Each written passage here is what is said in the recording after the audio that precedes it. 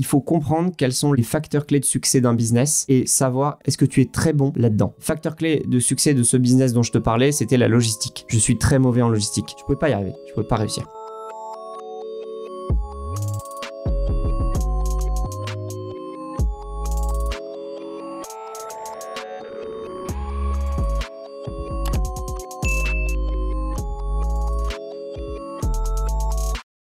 Bonjour à tous et bienvenue pour ce nouvel épisode de From Scratch. Aujourd'hui, j'ai le plaisir de recevoir un invité qui a commencé par journaliste, puis qui est aujourd'hui investisseur. Il est bien évidemment passé par les cases entrepreneur. J'ai le plaisir de recevoir aujourd'hui Corentin Orsini. Salut Corentin. Salut. Bienvenue sur le podcast et merci d'avoir accepté mon invitation. Je te propose dans un premier temps de te présenter à nos auditeurs, nous dire un peu qui tu es et d'où tu viens. Ouais, très bien. Bah écoute, merci pour l'invitation, merci beaucoup, c'est très sympa. Donc moi je m'appelle Corentin Orsini, comme tu l'as dit, je suis un ex-journaliste et aujourd'hui investisseur, et quand on dit ça, les gens se disent tiens, c'est bizarre, c'est très éloigné comme métier, mais en fait on verra qu'il y a un fil rouge qui est la technologie, l'innovation. Et donc qu'est-ce que je fais? Bah aujourd'hui je dirige Super Capital, on est 4 associés, on a une petite équipe. Super Capital, on fait quoi? Effectivement, on investit dans des sociétés qu'on peut appeler des startups, donc des sociétés de la tech, du digital, et on fait pas que investir, on leur trouve aussi des business angels parmi notre communauté de business angels, et on les aide aussi à trouver de la dette, à aller parler aux banquiers, faire levier sur l'equity, sur le capital pour aller chercher de la dette en plus. Voilà tout ce qu'on fait. Ok, super intéressant. Alors effectivement, on va revenir un peu au début de ta carrière et puis de ton arrivée dans le monde de la tech et de l'entrepreneuriat. Ouais. Est-ce que tu peux nous raconter comment t'es arrivé là-dedans?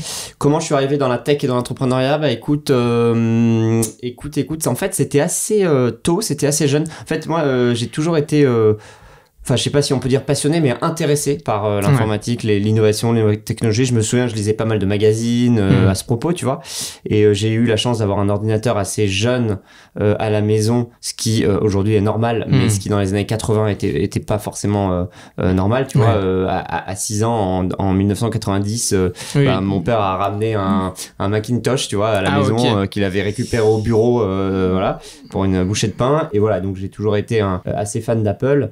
Et donc en fait, à partir de mes 14-15 ans, vers 14 ans, je me suis intéressé beaucoup. Donc c'était Internet qui venait d'arriver un peu. Je me suis intéressé un peu à la création de sites web.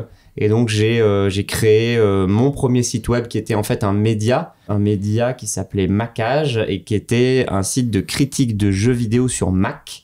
Qui à l'époque était une sacrée niche parce que Apple c'était 5% c'est pas ce qu'on connaît aujourd'hui. Exactement, de part de marché. Mais justement, ça m'a fait aussi découvrir que dans les niches c'est pas mal parce que quand on est bien positionné, on peut être leader assez vite. Ouais. Donc ça voilà, donc j'ai fait ça à 14-15 ans en fait sous format associatif parce que tu peux pas te créer de société quand t'es mineur. Et donc j'ai fait ça avec quelqu'un que je n'ai jamais rencontré physiquement, même encore aujourd'hui. C'était un Français qui habitait à Helsinki en Finlande, qui habite toujours d'ailleurs parce que je l'ai retrouvé récemment sur LinkedIn. Et on s'est jamais vu, même aujourd'hui. Pourtant, pendant plusieurs années, on a édité ce magazine en ligne sur les jeux vidéo, et j'étais super content parce que moi, à 14-15 ans, tu connais rien au business, j'ai pas une famille du tout d'entrepreneurs, et je recevais gratos des jeux vidéo des éditeurs, et ça c'était déjà mon plus grand bonheur. Surtout quand on est effectivement adolescent comme ça. Ouais, exactement. Donc ça c'était vraiment cool. Et puis ça m'a aussi montré que en fait tu pouvais créer un truc from scratch justement.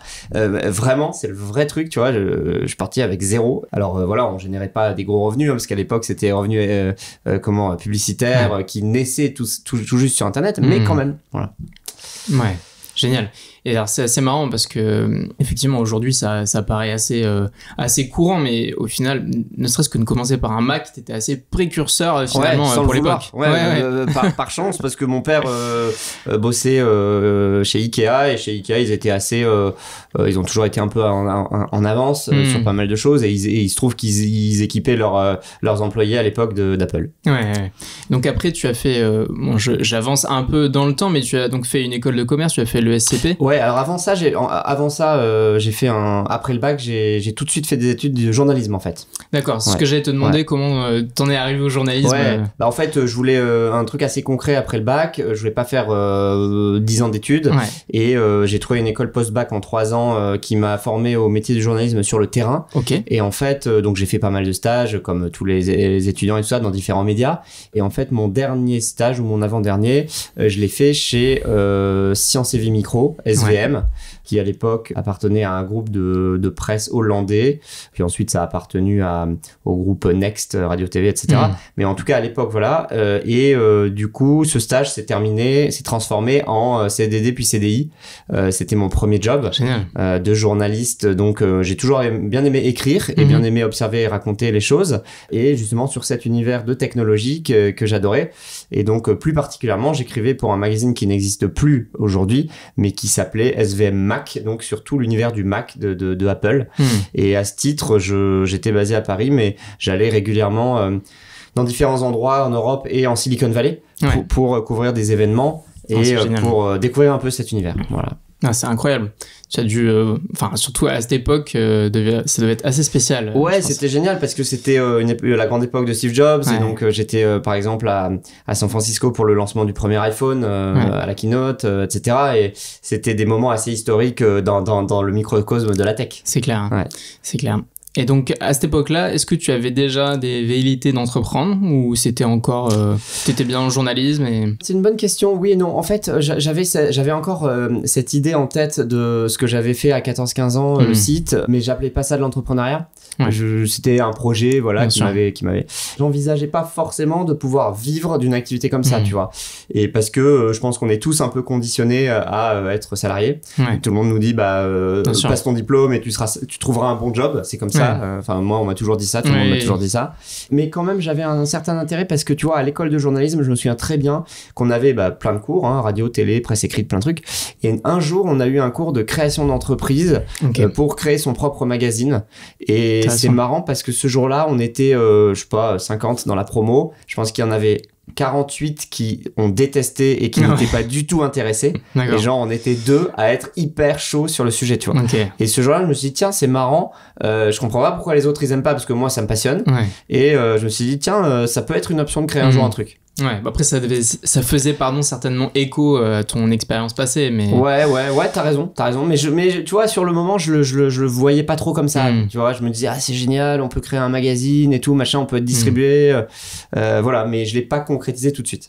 Et qu'est-ce qui te fait franchir le pas finalement de quitter le journalisme pour aller dans l'entrepreneuriat? En fait, le journalisme, c'est un métier absolument génial, et tu le touches un peu du doigt en faisant ce que tu fais. C'est vraiment un très très beau métier. Le problème, c'est que moi je l'ai commencé en 2005 à une période vraiment, je pense, la période la plus pourrie pour commencer ce métier. Parce que la presse écrite était en train de s'effondrer déjà. Et le web n'avait pas encore trouvé de modèle économique. Donc en fait, tu pouvais pas vraiment être embauché chez les magazines papier parce qu'ils avaient pas l'argent de te payer et ils étaient en restructuration. Et tu pouvais pas être embauché dans les acteurs internet parce qu'ils avaient pas trouvé leur business model. Donc en fait, un creux. C'était hyper, voilà. Mais au final, c'est super parce que je me suis rendu compte que ça allait être compliqué d'avoir un avenir solide dans cet univers, et je me suis dit, je vais reprendre mes études et je vais rester dans cet écosystème justement tech, entrepreneuriat et tout, que j'avais découvert dans la Silicon Valley et tout ça, et notamment ce qu'on appelait même pas à l'époque les VC, le capital risque. Et je me suis dit, pour ça, il faut quand même me former solidement en finance, tu vois, en business et tout ça. Et donc, je dois reprendre mes études à l'école de commerce. Ok, t'avais quel âge à ce moment-là? Là, j'avais 24 ans. Ok. Donc, ça faisait 3 ans que je bossais pour Science et Vie, et j'ai décidé de reprendre mes études. Donc, j'ai préparé pendant 6 mois un peu de manière acharnée le concours de l'ESCP, concours parallèle, et donc j'ai été pris en 2009 là-bas. Et t'as refait le cycle complet de 3 ans? J'ai dû refaire le cycle complet de 3 ans. Normalement, j'avais pas prévu ça, mais j'ai dû, parce que mon diplôme de journalisme avait été qu'à moitié reconnu. Donc, d'accord. Ouais. Pendant ces études-là, justement, tu as pu mettre un pied dans l'entrepreneuriat ou c'est vraiment que à l'issue? Oui, pendant ces études-là, oui, par différentes manières. D'abord, on avait des cours d'options entrepreneuriat qui étaient géniaux parce que ils nous faisaient venir plein d'invités entrepreneurs qui nous racontaient leurs histoires et c'était génial. Surtout qu'à l'époque, il n'y avait pas, d'émissions comme qui veut être mon associé, il n'y avait pas de podcast, il n'y avait rien. Oui. Et en fait, les entrepreneurs, c'était, tu savais pas trop, soit t'en avais autour de toi, moi j'en avais pas vraiment. Enfin, quelques-uns dans mon réseau, mais pas plus que ça. Ouais. Et là, voilà, donc j'en ai découvert plein. Et en fait, en parallèle de mes études à l'ESCP, j'ai créé ma première vraie boîte qui était en fait un peu le même genre de projet que j'avais créé quand j'avais 15 ans. C'était encore un site de contenu. Cette fois-ci, c'était pas sur les jeux vidéo, c'était sur les restaurants. Et en fait, c'était tout un ensemble de sites de niche. J'avais commencé avec le brunch parce que c'était la grande mode à l'époque des brunchs et on a été très vite bien positionné en référencement naturel. On a, c'était jeu d'ailleurs. Okay. J'étais tout seul. D'accord. Enfin, j'étais tout seul au début, puis après j'avais pas mal de rédacteurs freelance qui m'aidaient à faire les critiques de restaurants. Et du coup, j'avais des sites à Paris et dans 10 villes aux US. Et en fait, le business model, il est venu après. Au début, j'en avais pas grande idée. Il était triple. C'était un peu de publicité, un peu de numéros surtaxés à l'époque. Ça marchait bien pour appeler un numéro pour réserver les restaurants. Et le troisième et surtout le plus important, c'était le fait d'être affilié. Affilié de La Fourchette en France qui venait de se lancer. D'accord. Et affilié de OpenTable aux US qui avait déjà quelques années. Donc, pour ceux qui connaissent pas l'affiliation, on partageait la commission sur les réservations que l'on générait. Ouais, super. Alors, c'est marrant que tu parles des US, effectivement, et de tes clients que tu avais là-bas. Alors, tu me fais la passerelle parce que j'allais te demander si tu avais pu capitaliser justement sur les connexions que tu avais pu faire, en tout cas quand tu étais allé en tant que journaliste dans la Silicon Valley. Pas vraiment, non, pas vraiment, parce que quand t'es journaliste et que t'es invité... Alors, il faut savoir que je mets de côté les journalistes d'investigation. Hein. Ouais. Je parle des journalistes autres, et donc les journalistes, ils sont souvent invités par les grandes marques pour faire des voyages de presse. D'accord. Et moi, j'étais en fait invité par Apple ou Samsung pour faire ces voyages. Et du coup, t'es très encadré. Enfin, c'est génial, hein, mais tu rencontres surtout des gens de Apple ou de Samsung. C'est assez normé, tu vois. Donc finalement, tu fais pas du réseau. Tu restes vraiment dans ce que tu connais, dans ton univers. Donc non, j'ai pas capitalisé là-dessus, non. Ouais. Alors, il me semble que finalement, ton activité se fait racheter par un... Ouais, exactement. Ouais, j'ai vendu l'activité en fait en même temps que j'ai fini le SCP. En fait, cette activité, elle m'a permis d'avoir un revenu pendant mes études de l'ESCP. Ça, c'était cool. C'est pas négligeable. C'était vraiment pas négligeable. Et en plus de ça, j'ai pas payé mes études parce que je les ai faites en alternance dans une banque d'affaires qui s'appelle Chausson Finance et qui me payait et qui payait l'école. Donc ça, c'était vraiment cool. Surtout que tu vois, ça faisait 3 ans que j'étais indépendant de mes parents et que je travaillais. Et donc, je me voyais pas énormément redemander de l'argent à mes parents. Et donc, c'était plutôt bien. Et donc, j'ai fait ça 3 ans. Effectivement, j'ai vendu ces activités-là, en tout cas une partie de ces activités-là, à une agence de communication qui s'appelle Adveris, qui existe toujours, d'ailleurs, qui est une très bonne agence, et qui, à côté de son business d'agence, avait commencé à constituer quelques sites de contenu. Tu vois, sur la gastronomie, sur le bien-être, etc., lifestyle, tu vois. Du coup, comme ils connaissaient très bien ce métier, on s'est mis d'accord très rapidement. Et voilà. Et moi, ça m'a permis, en fait, j'ai pas fait fortune avec ça, mais ça m'a permis, en fait, d'avoir un peu d'argent pour prendre du temps et décider sereinement de ce que je voulais faire. Pas forcément prendre le premier job de salarié venu. Ouais, d'avoir le temps de vraiment saisir l'opportunité qui me plaisait, tu vois. Ok. Et donc, à l'issue de l'ESCP, est-ce que tu restes dans le cabinet pour lequel tu as fait ton alternance ? Alors non, je pense que j'aurais pu, mais le virus de l'entrepreneuriat m'a trop... touché. Ouais, exactement. Et ça, en plus... Tu vois, en banque d'affaires, donc chez Chausson Finance, je côtoyais tous les jours des entrepreneurs qui venaient nous voir pour lever de l'argent. Donc en fait, ça me démangeait. Je me disais, attends, c'est génial, ces gars-là, ils ont une vie de dingue. Ils font des trucs, ils font vraiment des choses tous les jours de leurs mains. Et ça me plaisait beaucoup. Donc c'est ce que j'ai fait. Et donc je me suis associé à un super gars que j'avais rencontré à l'époque, Adam. Et on a lancé. Aujourd'hui, on appellerait ça une conciergerie de luxe pour les apparts sur Airbnb. D'accord. Mais à l'époque, ça n'avait pas trop de nom et Airbnb était très récent. En fait, ce qu'on faisait, en gros, c'est qu'on chopait des mandats sur des appartements de très grand luxe à Paris, vraiment très beaux, et en fait on s'occupait de tout pour le propriétaire parce que ces propriétaires-là étaient ok éventuellement pour les louer quelques nuits quand ils partent, sauf qu'ils voulaient surtout pas s'en occuper, et nous on les commercialisait sur Airbnb, Housetrip, HomeAway, etc., et on s'occupait d'accueillir les voyageurs, etc. Donc ça marchait plutôt bien, mais c'était une activité donc que j'ai faite pendant 18 mois avec mon associé, mais qui me correspondait pas du tout. Ouais. On va dire que économiquement ça fonctionnait, mais les opérations, j'étais pas du tout fait pour faire ces opérations-là, tu vois concrètement ça nécessite de la logistique, c'est le dernier truc dans lequel je suis bon, tu vois, des choses comme ça, et donc je pense qu'on n'était pas les bonnes personnes pour ce projet-là, et donc ce projet s'est arrêté pour moi au bout de 18 mois. C'est mon associé qui a continué l'aventure quelques années et qui a ensuite revendu. D'accord. Lui, il avait déjà un pied dans l'immobilier, dans le luxe, ou parce que pas du tout. Comment vous avez fait pour adresser quand même surtout le marché du luxe, où en plus des appartements où ça nécessite que les propriétaires aient relativement confiance en vous. Oui. Vous arrivez, vous êtes entre guillemets personne, vous n'avez pas d'historique. On est personne et on a 20 et 25 ans. C'est ça. Franchement, c'est dingue. Et on me pose souvent cette question, et c'est drôle parce que en fait, c'était très facile en fait. C'est-à-dire que au début, j'ai commencé à demander autour de moi, tiens, tu connais pas des gens qui ont des apparts incroyables, etc. Alors tu vois, j'ai réussi à en choper un ou deux comme ça. Et puis après, en fait, ça va paraître vraiment très très bête, mais on a fait un AdWords. Vous avez un très bel appartement luxueux à Paris et vous voulez le louer quand vous n'êtes pas là. Il y avait que nous. Grâce à cet AdWords, on a récupéré des 400 mètres carrés sur le parc Monceau, des trucs hallucinants avec des rooftops. Faut comprendre que c'était il y a 12 ans et qu'il y avait pas grand monde sur ce marché. Il était pas structuré, les gens connaissaient pas. Voilà. Oui. C'était mais c'est vrai que maintenant que j'y pense, c'est assez dingue parce que j'avais pas du tout ce réseau et on a chopé des trucs de dingue qu'on a loué et qu'on mettait sur les plateformes Airbnb et tout ça, et ces gens-là, soit ils connaissaient même pas ces plateformes, soit ils connaissaient mais ils savaient même pas le gérer. Mais c'est vrai que en fait on se rend pas compte, mais ce marché du luxe il est dingue parce que quand tu mets un beau bien comme ça, même à 1000-2000 euros la nuit, tu peux recevoir sur certaines périodes 10, 20, 30 demandes de réservation par jour. C'est assez dingue. Ouais, non mais j'imagine.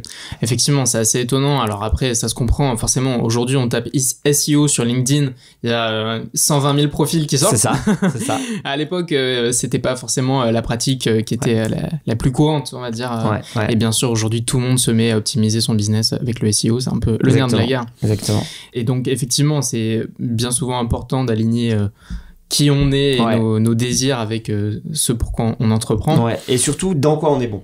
Je dirais, tu vois. Et donc justement, toi, c'était quoi ? Dans quoi t'étais bon et vers quoi tu t'es orienté ? Je pense que là où je suis plutôt bon, c'est de passer de 0 à 1 dans un projet. C'est-à-dire, j'ai une idée de projet, je la mets en œuvre assez rapidement. Elle est pas parfaite, mais ça marche et il y a des gens autour qui sont enthousiastes, etc. Tu vois. Après, par contre, je suis pas du tout bon, je pense, pour scaler le business. C'est-à-dire passer de 1 à 10 ou de 1 à 100, je sais pas. Organiser, processer, c'est pas du tout mon truc. Heureusement, aujourd'hui, j'ai des associés, et notamment un qui est fait pour ça, qui aime ça. Donc moi, j'ai appris à me connaître là-dessus et ça, c'est hyper important, surtout quand t'entreprends. Ouais, bien sûr. Petite parenthèse, on a déjà fait la recommandation dans mon podcast, mais Zero to One de Peter Thiel, qui est un super bouquin. Exact. Une des références. Ouais, tout à fait. Pour aller sur ce sujet. Génial. Et donc, après cette aventure, c'est là que tu as commencé à aller basculer du côté investisseur ? Non, parce que après cette aventure, j'étais ruiné. D'accord. Donc j'ai trouvé, en fait, j'ai postulé à pas mal de trucs. On était tout début 2014 à ce moment-là. Mon rêve, c'était de diriger un incubateur de start-up. D'accord. Diriger ou travailler dans un incubateur de start-up. Et c'était très récent cet univers. En 2014, ça faisait 2-3 ans que ça existait, tu vois. Et donc, j'ai fait un peu le tour, etc. J'ai pas vraiment trouvé le truc qui me correspondait bien. J'ai fait 2-3 essais et tout, mais ça l'a pas fait. Enfin, bon, voilà. Et finalement, j'ai rejoint... alors aujourd'hui, on dirait late co-founder. C'est très chic. À l'époque, je sais pas comment on appelait ça. Ça n'avait pas de nom. J'ai rejoint 2 personnes, Ganel et Alexis, qui avaient créé quelques mois auparavant un média sur l'innovation qui s'appelait Soon. Et ce média sur l'innovation, ils étaient en train d'amorcer la transformation de ce média en agence de conseil en innovation. Et c'est là que je suis arrivé. Et le trio a très très bien fonctionné entre nous. On s'est très très bien entendu. On est parti de ce média donc avec surtout une base de données que l'on avait et que l'on enrichissait chaque jour grâce à une communauté. Donc on crowdsourçait une base de données d'innovation. D'accord. Et toute cette base de données d'innovation, après, on en faisait des choses que l'on vendait à des clients corporate. Donc précisément, ça veut dire quoi ? Ça veut dire que on faisait des conférences, des études, des voyages d'inspiration, des workshops, et tout ça à partir de cette base de données d'innovation, et on les vendait tout ça à en gros des boîtes du CAC 40. Ok. Voilà. Génial. Donc effectivement, grossièrement, vous recherchez de l'information, vous capitalisez dessus et vous on la met en œuvre, voilà. On la rend un peu jolie, un peu sexy, un peu intelligente, tu vois, on met en rapport les choses et on vend ça aux équipes innovation, R&D, marketing, direction générale, des grosses boîtes. Et c'était passionnant. Franchement, c'était passionnant. Sur le fond, c'était passionnant. Intellectuellement, c'était passionnant. Et aussi, ça m'a appris plein de choses. Ça m'a appris que tu pouvais être, encore une fois, personne, comme l'histoire des apparts, et vendre des trucs à Total. Enfin, tu vois, on était personne. Et tu vois, on était un milliardième de la taille de Total et on leur vendait des prestations et ils en étaient contents, tu vois. Ouais, bien sûr. Je cite Total parce que c'est plus gros, mais on avait L'Oréal, enfin, on avait tout le monde. Ouais. Alors ça, c'est malheureusement le syndrome de l'imposteur que j'ai déjà évoqué plusieurs fois sur ce podcast. Effectivement, se donner la légitimité de le faire, c'est pas parce que on n'a pas d'historique dessus qu'on n'est pas forcément compétent. Bien au contraire. Tout à fait. Et donc ça, c'est assez bluffant quand tu te retrouves à faire ça et tu vois que ça marche et c'est top. Et donc ça m'a appris ça m'a appris une certaine manière d'organisation. On avait une organisation un peu hybride chez Sun Sun Sun qui m'a beaucoup plu. On avait un mix entre des salariés, des freelances, des associés, etc. C'était très novateur à l'époque et ça me correspondait bien. Tu sais, c'était bien avant la mode du télétravail, hybride, etc. Enfin, moi, j'ai toujours été un peu comme ça, mais on a vu que ça fonctionnait, tu vois. Donc ça, je me suis vraiment éclaté pendant 3 ans là-dedans. Alors, on voit vraiment qu'il y a quand même un fil rouge dans ta carrière qui est bien évidemment le journalisme, parce qu'à chaque fois, le contenu, tu retombes tout le temps sur des médias. Donc effectivement, j'ai lu que tu avais quand même donné beaucoup de conférences, en tout cas tu les en partie coécrites. Il me semble qu'à cette époque-là, tu donnes aussi soit des cours, soit des conférences. Donc j'ai vu chez Polytechnique, chez Schema, chez Neoma, pardon. Dans plein d'écoles, Dans plein d'écoles. Qu'est-ce que ça t'a apporté ? De partager en fait moi, pourquoi je l'ai fait, il y a 2 raisons. La première raison, c'est parce que j'avais besoin d'avoir un revenu à la fin du mois, mais c'est pas la plus importante. La deuxième raison, et qui m'a fait que j'ai fait ça pendant 7 ans, c'est que en fait ce que j'aime là-dedans, c'est de transmettre aux gens, de leur dire vous pouvez être entrepreneur, et même au-delà du mot, vous pouvez faire partir d'une idée, la concrétiser et en faire votre vie, au moins professionnelle. Et ça, je pense qu'il y a plein de gens qui ne le savent pas, qui en ont pas conscience. Ça, j'aime beaucoup leur montrer et leur parler de mon exemple, mais aussi de plein d'autres exemples, pour leur dire, en fait, tu vois, je suis personne, je n'ai sans réseau, comme la plupart des gens d'ailleurs. Et en fait, j'ai réussi à construire une activité pro from scratch, encore une fois, tu vois. Ça, c'est ce qui m'a beaucoup plu. Donc, former les jeunes dans les écoles de commerce et d'ingénieurs, comme tu l'as dit. Mais aussi, j'ai formé beaucoup de gens en reconversion de 40, 50 ans, parfois 60 même, pas mal, qui avaient eu une carrière de salarié classique et qui voulaient se lancer dans l'entrepreneuriat et qui avaient besoin, en fait, surtout, plus que le fond des choses et du problème. Bien sûr, on leur donnait beaucoup de billes là-dessus, mais c'était surtout sur le mindset, l'état d'esprit, tu vois. Comment tu passes, tu vois, je cite souvent ça, c'est la personne, ça fait 20 ans qu'elle est dans une grosse boîte, elle a un assistant ou une assistante pour l'aider, elle a des équipes, elle doit aller faire un voyage d'affaires à New York, il suffit qu'elle appelle un service juste en dessous pour lui demander de réserver les billets, etc., etc. Toute sa vie, en fait, elle est assez cadrée. Bien sûr. Et après ça, quand tu te lances dans le grand bain de l'entrepreneuriat, souvent ces gens-là, ils se disent « Ah oui, mais en fait, c'est marrant, il faut que je fasse tout maintenant. » Eh bah oui, il faut que tu fasses tout. Et ça, c'est drôle, mais c'est parce que c'est des gens qui s'habituent à tout ça et que voilà. Et donc ça, j'aimais bien confronter un peu les points de vue, tu vois. Et puis c'est plein de problèmes auxquels on se confronte pas forcément. La paye, la facturation, vendre, parce que ça passe, bien sûr, ça, la compta, ça prend pas comme ça. C'est rarement inné. Donc, exactement. Et surtout, ce que tu dis, vendre, c'est surtout, tu vois, quand t'es dans une grosse boîte qui est très connue, je sais pas, tu prends Ikea ou tu prends Accenture, il y a le logo, tout le monde connaît. Bien sûr, c'est une marque. T'as pas besoin de vendre, en fait, parce que les gens, ils viennent à toi. Et j'en ai vu plein de gens comme ça qui avaient fait 20 ans chez Accenture ou je sais pas qui, tu vois, partir, créer leur boîte et se dire mais merde, en fait les clients ils viennent pas tout seuls. C'est bizarre. C'est faux, mais j'en ai vu plein. Et en fait, bah oui mec, en fait il y a plus écrit Accenture sur ta carte de visite. Mais ça, il y a plein de gens qui ont du mal à le comprendre. Ouais, et puis bon, dans les études, comme tu le disais tout à l'heure, on est vraiment conditionné à aller finalement dans le salariat. Donc, carrément. C'est de sortir de sa condition, ça nous fait vraiment quitter notre zone de confort. Exactement. Donc c'est souvent ça nécessite de l'accompagnement. Génial. Donc tu as cette expérience et puis tu décides finalement d'aller dans la partie investissement. Ouais, de replonger dans le bain de l'entrepreneuriat et de l'investissement. Ouais, tout à fait. En fait, quand Sun Sun Sun j'allais dire c'est arrêté, mais c'est pas vraiment arrêté. En fait, les 2 cofondateurs que j'avais rejoints ont vendu la boîte en 2017. Moi, j'ai pas voulu rester chez le repreneur. J'avais l'option de rester chez le repreneur, mais comme t'as compris, le salariat, c'est pas trop ma tasse de thé. Donc, je suis pas resté. Et donc là, à ce moment-là, j'ai commencé à pas mal, on va dire, traîner dans l'écosystème startup. Il y avait Station F qui avait ouvert très peu de temps avant. Il y avait évidemment des lieux comme 50 Partners et autres qui existaient déjà depuis quelques années. Donc, j'allais un peu aux events. À l'époque, il y avait The Family, etc. Et donc, je commence à faire quelques petites missions de freelance, tu vois, pour aider les entrepreneurs à faire leur business plan, leur deck, les aider à trouver des investisseurs, etc. Et en fait, c'est comme ça que je commence à construire en fait les prémices de Super Capital. Et je commence à investir quelques tickets dans des boîtes qui me plaisent. Alors, des petits tickets, mais je commence à vraiment m'y mettre. Et entre 2017, on va dire, et 2019... j'ai un peu cette activité en indépendant, tu vois, tout seul, comme il y en a plein, des indépendants là-dessus, sans trop de différenciation. Et à partir de 2019, je me dis, je vais me différencier très fortement et je vais faire l'inverse de ce que fait tout le monde. Tout le monde essaye de faire des plus gros deals pour prendre des plus grosses commissions. Moi, j'ai fait exactement l'inverse. Je suis descendu en taille de deal. Et je me suis dit, je vais faire des petits deals en early stage. Il y a personne qui est là. Il y a personne qui est là pour se structurer. Je trouve que les gros deals, c'est océan rouge. Les plus petits deals, c'est plutôt océan bleu. Je vais essayer de créer un truc différent là-dessus. Et donc, en réalité, fin 2019, début 2020, ça a vraiment bien pris. On a commencé à faire beaucoup de deals en intermédiation, donc trouver des investisseurs plutôt business angel pour les startups. Et en fait, en 2020, comme tu le sais, il y a eu le Covid. Et là, à ce moment-là, j'ai 2 associés qui m'ont rejoint, Thibaut et Frédéric, pour à la fois continuer cette aventure, mais aussi la développer sur d'autres thématiques et notamment créer un premier véhicule d'investissement collectif parce que eux-mêmes investissaient aussi des petits tickets dans leur coin et qu'on était un peu frustrés parce qu'il y avait certains deals où on pouvait pas rentrer parce qu'il fallait des trop gros tickets et on se disait tiens, si on se regroupe avec des gens autour de nous, on pèsera un peu plus, tu vois.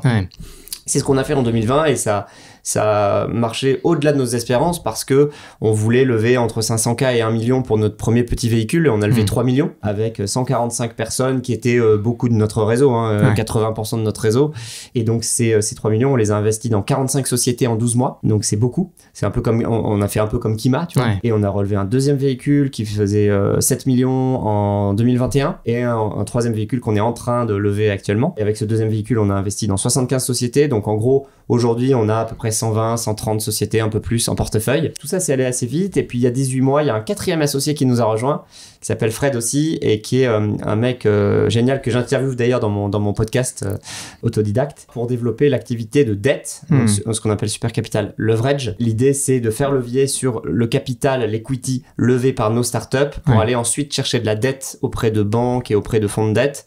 Parce que les banquiers, ils parlent pas le même langage que les investisseurs. Et donc, souvent, les entrepreneurs ne parlent pas et ne comprennent pas le langage des banquiers. Et nous, on va les aider en plus de lever des fonds, à aller voir les banquiers. Génial. Alors, petite parenthèse, tu parlais de Océan Bleu, Océan Rouge. Alors, je vous invite à aller voir l'épisode avec Cédric Ogny. Justement, on parle un peu, puis il parle d'un bouquin, il fait une référence dessus pour vous en dire un peu plus sur ce que c'est. Mais bon, c'est globalement Océan Rouge, c'est quand il y a beaucoup de concurrence et comment on s'adapte. Alors qu'Océan Bleu, il y a forcément moins de concurrence. Peut-être un peu moins de marché, mais il faut faire sa place à ce moment-là. Exactement. Et je recommande à beaucoup de gens, alors pas à tout le monde, mais à beaucoup de gens d'essayer de trouver un bout d'océan bleu, parce que c'est quand même plus facile de construire des business là-dedans, plutôt que dans les océans rouges qui sont, par définition, comme tu le dis, rouges de sang parce qu'il y a trop de concurrents. Très concurrentiel, modèle déjà éprouvé et marché existant. Donc océan bleu, un peu plus risqué, mais au moins on peut émerger plus facilement. Exactement, alors c'est super intéressant que tu aies basculé de ce côté entrepreneur à finalement investisseur et je pense qu'il y a énormément de personnes qui se posent des questions en tant qu'entrepreneur au regard de ça et donc je vais en profiter pour en être le porte-parole. Aujourd'hui, quand vous regardez pour investir dans une entreprise, dans une start-up, quels sont un peu les signaux que vous regardez en premier ? C'est assez bateau de dire ça, mais c'est surtout l'équipe. On l'entend souvent. Ça veut dire quoi, l'équipe de fondateurs ? Ça veut dire, est-ce qu'on pense qu'ils ont la capacité d'aller très loin, d'être très, très résilients face aux obstacles, d'arriver à attirer autour d'eux les meilleurs talents. Ça, c'est très, très important. Et le plus d'argent possible, ou en tout cas le capital qui sera nécessaire pour développer la boîte. Donc, attirer des clients, des collaborateurs, des investisseurs, et est-ce qu'ils vont pas jeter l'éponge trop rapidement, trop facilement, surtout pas, est-ce qu'ils vont réussir à pivoter, voilà. Tout ça, il faut qu'on détecte des capacités un peu hors normes, des capacités un peu exceptionnelles, des personnalités qui qui sont qui peuvent faire des choses exceptionnelles. Ouais. Voilà. Est-ce que j'imagine que ça compte le fait d'être first time entrepreneur ou pas. J'imagine que c'est des choses que vous regardez. Oui. C'est difficile, surtout si vous investissez sur de l'early stage, d'avoir prouvé des choses. Ouais, bien sûr. Bah, t'as raison. C'est clair que on va pas se mentir, hein, un second time entrepreneur qui arrive et qui a déjà monté et vendu une boîte avant, on lui accorde plus de légitimité, de crédit, on l'écoute plus facilement. C'est clair, hein, c'est humain. Parce qu'on se dit, il l'a déjà fait. Alors, c'est pas obligatoire qu'ils réussissent une deuxième fois, mais il y a quand même de plus fortes chances qu'ils réussissent qu'un autre. Ouais. Donc ça, c'est un premier critère, mais c'est pas le seul, bien sûr. C'est aussi, est-ce qu'ils ont une bonne vision? Est-ce qu'ils ont des bonnes réponses à nos questions? Qu'est-ce qu'ils ont fait auparavant? Ça peut ne pas être une boîte, ça peut être, ils ont passé 10 ans dans le conseil, dans une telle niche de l'industrie, et aujourd'hui, ils créent une boîte dans cette niche de l'industrie, tu vois. Et là, tu te dis, ouais, les mecs, ils connaissent ça depuis 10 ans. Ça c'est quand même des gros points positifs, tu vois. Comment ça se passe quand vous les approchez? Déjà, est-ce que c'est eux qui viennent vers vous ou est-ce que c'est vous qui allez vers eux? Et quelles sont un peu les premières étapes, le process que vous déroulez? Ouais, écoute, la grande majorité, effectivement, on a la chance, c'est eux qui viennent vers nous parce qu'on est une marque assez connue maintenant sur l'early stage. Et puis, de toute façon, c'est le métier qui veut ça. Quand t'es investisseur, tu distribues de l'argent, donc les gens viennent te voir facilement. Après, le process, écoute, on chasse aussi des boîtes à côté. Mais le process, écoute, il est assez simple aujourd'hui et il a beaucoup changé en quelques années avec le Covid. C'est que on fait surtout 1, 2 ou 3 visios avec les fondateurs. Finalement, maintenant, on se rencontre assez rarement physiquement. D'accord. Et ça a beaucoup changé. Tu vois, il y avait aucun VC sur la planète avant le Covid qui faisait tout en visio. Ouais. Et maintenant, tout le monde fait en visio. Ah ouais, ok. C'est assez dingue, le shift qu'il y a eu. Et donc, nous, on a des process assez courts, assez rapides, puisque, en fait, on est 3 associés ou 4 associés à décider. Et une fois qu'on est OK pour investir sur un deal, eh bien, on va faire voter notre communauté d'investisseurs, d'actionnaires. Ils vont avoir 7 jours pour voter. Et une fois qu'ils ont voté à plus de 75% oui, on investit. Et sinon, on n'investit pas. D'accord. Je me place toujours du côté entrepreneur. Au regard de ton expérience finalement et d'entrepreneur et d'investisseur, qu'est-ce que tu conseillerais à un entrepreneur qui souhaite justement faire une levée de fonds? En fait, moi ce que je conseille souvent, c'est de lever la bonne somme au bon moment avec les bonnes personnes et au bon moment pour l'entreprise, pour le marché, pour tout ce que tu veux. Bien sizer le deal, bien, tu vois, ne pas lever trop, ne pas lever pas assez, à la bonne valo, voilà. En fait, pourquoi je dis tout ça? Parce que ça va fluidifier le processus de levée de fonds. Si tu as tout ça, tu vas pouvoir lever très rapidement. Ça veut dire en 2-3 mois. Si tu n'as pas tout ça, si tu lèves trop, si la valo est trop haute, si le truc est mal ficelé, si c'est pas le bon moment, etc., tu vas pas lever en 3 mois, tu vas lever en 9-12 mois, tu vas galérer, tu vas te défocuser de ton business. Et ça, c'est très mauvais. Et puis ça risque de se savoir, non? Oui, bien sûr, bien sûr. Ouais, donc ça a forcément un impact. Ok. Avant d'aller plus loin, je vais quand même aborder ce que tu as cité, qui est ton podcast. Finalement, même là, tu as senti l'obligation de remettre un pied dans un média, dans le contenu. T'as complètement raison, ça me manquait. Ouais. Et donc, je te laisse parler en quelques mots de ton podcast Autodidacte. Ouais, écoute, donc là, je suis en cours de lancement, donc je pense que quand cet épisode sortira, il sera déjà lancé. Ouais. L'idée de Autodidacte, comme son nom l'indique, elle est très simple, c'est de recevoir des invités qui font des choses assez extraordinaires, assez exceptionnelles, sans avoir fait d'études. Soit 0 études supérieures du tout, soit qui font des choses extrêmement différentes de leurs études. Ouais. Et donc là, à date, j'ai interviewé 4 personnes vraiment exceptionnelles, géniales. Et c'est pour montrer encore une fois que tout est possible, tu vois. Bien sûr. Maintenant qu'on a dit tout ça, si tu devais recommencer un projet from scratch et que tu repartais dans l'opérationnel, ce que tu feras peut-être un jour, qu'est-ce que tu referais ou non? Il y a quelque chose dont je me suis rendu compte un petit peu sur le tard, c'est que les personnes avec lesquelles tu travailles, ça peut être le jour et la nuit. Le jour et la nuit. Je me suis toujours associé à des super personnes et j'ai toujours adoré mes associés, etc. Ce qui est très difficile, c'est qu'il faut à la fois que tu aies le fit avec ton ou tes associés, mais aussi que vous soyez complémentaires. Ouais. Et c'est facile d'avoir le fit avec quelqu'un qui te ressemble, mais généralement, s'il te ressemble, vous n'allez pas être complémentaires. Ouais. Et donc, il faut arriver à bien s'entendre et bien travailler ensemble avec des gens qui sont suffisamment différents de toi. Donc ça, c'est sur le côté associé. Sur les côtés employés, il faut s'entourer des meilleurs, vraiment des meilleurs. En fait, tu vas aller 3, 4, 10 fois plus vite avec une personne qui est faite pour ce job, pour ces tâches, pour, tu vois. Alors que si tu prends une personne qui est pas trop faite pour ça, bah, tu vas aller beaucoup plus lentement, voire même ça va peut-être te ralentir, tu vois. Que tu vas devoir le ou la former tout le temps, reprendre, repasser derrière, etc. Donc c'est assez basique de dire ça, c'est assez bateau, mais vraiment, c'est le jour et la nuit quand on a goûté à des profils exceptionnels, mais on peut plus s'en passer. C'est pas possible. Tu vois, aujourd'hui, chez Super Capital, on a la chance d'avoir une marque assez attractive et d'avoir des très belles candidatures de très bonnes personnes et on a vraiment une super équipe. Et ça se construit et ça fait vraiment la différence. Ouais, bien sûr. Ça, je l'ai réalisé un peu tard. Et puis aussi, moi, j'avais tendance, comme tu l'as compris dans mon parcours, hein, alors, je pense que c'est une qualité et aussi un défaut, c'est-à-dire à faire rapidement les choses, très rapidement, sans me poser de questions sur la qualité, on verra après, de passer de 0 à 1, c'est facile. Mais par contre, là où je suis pas bon, mais je l'ai déjà dit, c'est sur le scaling, mais c'est surtout en fait que au début, j'avais peut-être du mal à m'entourer de gens, parce que si tu veux aller plus loin, forcément tu dois avoir des gens autour de toi parce que ta journée elle fait que 24 heures et donc si tu veux faire le double ou le triple de travail, t'as pas le choix, il faut avoir soit des associés, soit des employés ou des freelances, il faut s'appuyer sur ces compétences là. Et par contre sur les associés, un truc qu'on m'a dit récemment et que je trouve très juste, c'est qu'il faut qu'on arrive à multiplier la valeur en s'associant et non pas à l'additionner. En fait, ça sert à rien de s'associer avec quelqu'un si c'est pour juste additionner un chiffre d'affaires, pour parler basiquement. Par contre, si on multiplie le chiffre d'affaires, les opportunités, le réseau, et là, ça fait vraiment sens de s'associer. Ouais. Alors, tu disais que effectivement, tu as accompagné pas mal de personnes, soit dans un incubateur ou des personnes qui voulaient effectivement se reconvertir. Quels sont un peu les premiers conseils que tu donnes à ces personnes-là ?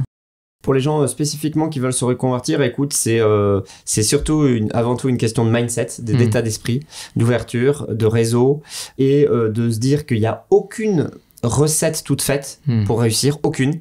Il y a simplement peut-être des bons ingrédients à utiliser, s'entourer le plus possible, mais ne surtout pas attendre trop non plus, parce que les incubateurs c'est très bien, les écoles c'est très bien, et vraiment je trouve ça génial, mais c'est pas eux qui vont faire ton business. C'est toi qui vas faire ton business tout seul au début, ou alors si tu es associé à 2 ou 3. Il faut s'entourer de tout ça, mais le prendre comme un plus et te dire que ce qui fera la valeur de ta boîte, de ton projet, c'est quand même toi beaucoup au début. Ouais. Voilà. Bien sûr. Maintenant que tu as la casquette investisseur, il y a des choses que tu referais différemment sur un business au regard de ton expérience actuelle ? Écoute, ce qui est marrant, c'est que moi, dans ma carrière d'entrepreneur, j'ai jamais levé d'argent, j'ai jamais levé de fonds. Donc, j'aurais bien aimé peut-être un jour, je sais pas si je le ferai un jour, mais connaître justement ce parcours d'entrepreneur qui lève de l'argent. Ouais. Je l'ai jamais connu côté entrepreneur, je le connais très bien côté investisseur. Donc, pourquoi pas, tu vois, ça. En fait, il y a des gens, il y a vraiment 2 catégories d'entrepreneurs. Il y a ceux comme moi, qui font les choses un peu bootstrappées comme ça, donc sans financement, etc. Et il y a une autre catégorie d'entrepreneurs qui est très à l'aise avec le fait de se faire financer dès le début, etc., etc. Ouais. Et moi, je pense que j'avais pas une assez longue vision au départ, tu vois, de tout ça. Je voulais faire mon petit business pour avoir mon petit revenu à la fin du mois et c'était à peu près tout, tu vois. Ouais. Ça s'arrêtait là. Et finalement, tout ce qui va autour, tout ce qui va plus loin, etc., c'est venu un peu après, tu vois. Ouais. Alors après, ça dépend évidemment de l'equity consenti, mais quand on lève des fonds, on est un peu moins à mettre à bord et c'est d'autres problématiques. C'est sûr, t'es plus mettre à bord, t'as des comptes à rendre, il faut bien le comprendre, hein, et les gens qui te mettent de l'argent, c'est beaucoup d'argent, hein, même 10 000, 20 000, 50 000, 100 000 euros, c'est beaucoup d'argent. Même si on a l'impression en lisant la presse que c'est pas beaucoup parce que telle boîte a levé 50 millions, mais c'est une boîte sur 1 million. C'est ça. Et donc il faut se rendre compte que cet argent-là, les investisseurs, ils sont quand même là pour en gagner ou à minima ne pas en perdre. Ouais, c'est clair. Est-ce que tu vois une tendance de marché ou d'industrie qui se dessine en ce moment ? Écoute, on a eu la grande mode du Web3, de la blockchain, etc. l'année dernière. Là, c'est quand même pas mal retombé. D'accord. L'impact, évidemment, à fond. Donc, tout ce qui est transition écologique est là vraiment pour durer. Et puis, on a vu une belle vague aussi de fintech ces derniers temps. Maintenant, elle est peut-être un peu moins forte qu'avant, mais ça reste quand même des business solides et en fait, une industrie où il y a tellement à faire. Et il y a aussi tellement d'acquéreurs, de gros acquéreurs potentiels qu'il y a encore beaucoup de belles choses à faire. Est-ce qu'au cours de tes différents apprentissages, aussi bien dans Super Capital qu'avant dans tes anciens business bootstrappés, tu as pu connaître des échecs sur lesquels tu as su capitaliser et qui t'as apporté effectivement des choses pour... Ouais, bien sûr, comme tout entrepreneur, j'ai connu beaucoup plus d'échecs que de réussites, clairement. Et alors, donc, il y a l'échec dont je parlais tout à l'heure, tu vois, sur la conciergerie Airbnb. Ça m'a appris qu'il faut comprendre quels sont les facteurs clés de succès d'un business et savoir est-ce que tu es très bon là-dedans. Les facteurs clés de succès de ce business dont je te parlais, c'était la logistique. Ouais. Je suis très mauvais en logistique. Je pouvais pas y arriver. Je pouvais pas réussir. Donc ça, c'est très important, je pense, sur cet échec-là. Et après, sur les autres échecs, écoute, des échecs, on en a un peu tout le temps quand on est entrepreneur parce qu'en fait, on lance des choses, on teste, ça marche pas, tant pis, on passe à l'étape d'après, à la chose d'après, à l'idée d'après. Et en fait, c'est ça souvent qui bloque les gens, je vois, pour se lancer. Ils ont peur de l'échec, mais même, tu vois, ils ont peur de lancer un truc et que ça prenne pas et qu'il soit la risée de tout le monde. Mais en fait, en vrai, t'es jamais la risée de tout le monde et en plus les gens ils s'en foutent, ils oublient, au bout de 3 jours c'est bon, ils sont passés à autre chose quoi, tu vois. Et donc c'est pas trop grave, tu vois, tu vas te planter, ok, et puis finalement tu vas rencontrer quelqu'un après ton plantage et puis finalement tu vas repartir sur un nouveau projet et là ça va être un succès. Donc finalement l'échec il fait partie de la route vers le succès. Ouais. Alors si toi demain tu recommences un projet, par quoi tu commences ? Par quoi je commence ? C'est une très bonne question. Je pense que je commence par m'entourer le plus possible de gens. Et alors là, j'ai pas de conseils techniques à donner. Je vais pas dire il faut que je m'associe, il faut que je recrute, il faut... En fait, peu importe. C'est les gens. Il faut trouver les meilleurs des meilleurs des meilleurs dans tout. En tout cas, dans les skills dont tu as besoin. J'arrive pas à trouver le mot en français, dans les compétences voilà, dont tu as besoin. Il faut trouver les meilleurs de ton quartier, de ta ville, de ton pays, du monde. Et si tu trouves les meilleurs et que tu arrives à les attirer, mais ce qui est difficile, c'est que ces gens-là, faut réussir à les attirer. Et donc, comment tu les attires quand t'es personne ? Il faut que tu crées une marque, une communauté, de la valeur, du contenu. Et encore une fois, on en revient au contenu, mais je pense que le contenu, aujourd'hui, et tu l'as très bien compris, c'est clé. Et je commencerai par quoi ? Je commencerai par faire du contenu très qualitatif sur le sujet en question. Et du coup, réussir à attirer les très bonnes personnes autour de moi et avec ces très bonnes personnes je construirai un business model solide, tu vois, de manière soit associée, soit freelance, soit peu importe en fait, et je verrai où tout ça me mène. Mais ça, je pense que c'est vraiment primordial. D'ailleurs, l'un des succès de Super Capital au début, ça a été, et encore une fois c'est très basique, très bateau, mais en 2017 il y avait très très peu de contenu sur la levée de fonds sur internet. J'ai écrit 11 articles de blog sur le sujet et je suis remonté en fait assez rapidement sur ces thématiques levée de fonds. Et ça paraît très bête aujourd'hui, mais ça a été une bonne partie du succès au début de Super Capital. Est-ce qu'à l'inverse, il y a des bonnes formules un peu que tu as pu identifier dans ce que tu as pu faire et que tu remettrais en place sur quelque chose que tu recommencerais ? Oui, écoute, au début, c'est, je pense, tester beaucoup de choses assez rapidement et ne pas être trop perfectionniste. Ça, je pense que c'est vraiment une grande leçon de l'entrepreneuriat. Tu sais, c'est le fameux lance ton produit. Si tu lances ton produit et qu'il est parfait, c'est que tu l'as lancé trop tard. Ça, je suis complètement en phase avec cette phrase. Et je pense qu'il y a des profils de gens qui sont pas à l'aise avec ça, tu vois, qui sont trop perfectionnistes, justement. Donc, je pense qu'il faut lâcher ça. Mais c'est normal, après, quand t'es dans un grand groupe, je sais pas, t'es chez Louis Vuitton, ta présentation PowerPoint, elle doit être parfaite, à la virgule près, etc. Et ton chef, il va te dire, non, mais attends, là, il y a 3 pixels en trop et tout, machin. Oui, mais en fait, là, t'es dans un contexte d'une boîte qui fait 100 milliards.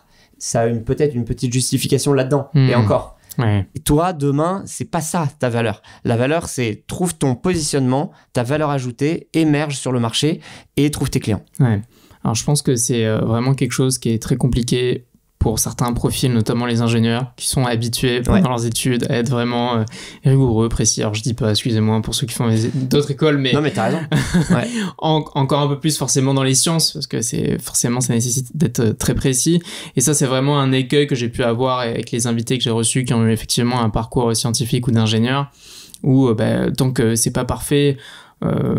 c'est difficile de se dire qu'en fait c'est pas parce qu'on lance un produit et que effectivement il va y avoir des bugs etc que les personnes vont s'en désintéresser. Au contraire, si la proposition de valeur est intéressante, eux vont nous nourrir en feedback et c'est comme ça qu'on va progresser. Et ils reviendront et ils repenseront à ton produit et ils reviendront tester. C'est ce que tu dis, c'est si la proposition de valeur elle fait sens et que c'est ce qu'on appelle un must have, il y a un moment en fait ils auront pas le choix quasiment. Non, c'est clair. Génial, bah écoute, merci beaucoup, c'était super intéressant de recevoir tous ces conseils. Où est-ce qu'on peut te suivre, te retrouver, l'actualité à venir? Écoute, très facilement sur LinkedIn, je suis très actif sur LinkedIn, donc avec grand plaisir sur LinkedIn. Je suis pas trop actif sur le reste des autres réseaux, donc voilà, c'est déjà très bien. Et puis après, évidemment, le site supercapital.club. Ok, super, bah écoute, je mettrai tout ça en description des épisodes. Corentin, merci encore, c'était vraiment super de te recevoir. Très sympa. Merci à vous qui avez regardé cet épisode jusqu'au bout. N'hésitez pas à vous abonner, à partager l'épisode surtout si ça vous a intéressé. Et puis je vous dis à très vite pour de nouvelles aventures. Salut!